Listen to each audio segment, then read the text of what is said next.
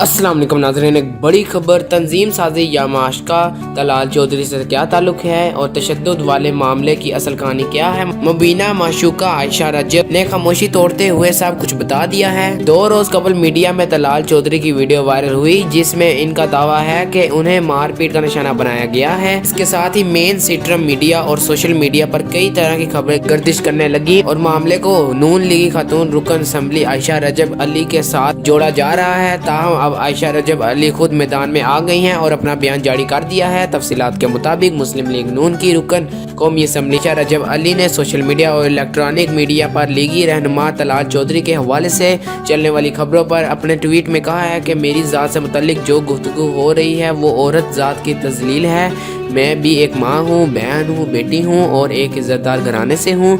आयशा रजब अली का कहना है कि मेरा किसी मामले से कोई ताल्लुक नहीं, सुनी सुनाई बातों पर यकीन करके मेरी इज़्ज़त पर सवाल ना उठाया जाए। क्योंकि मुस्लिम लीग नून के रहनुमा अता अल्लाह ताला ने आयशा रजब अली का ट्वीट सोशल मीडिया पर रीट्वीट करते हुए कहा कि हमारा माशरा औरतों की जितनी इज़्ज़त करता है और कल सारा दिन जो कुछ हुआ वो किसी सानिया से कम नहीं।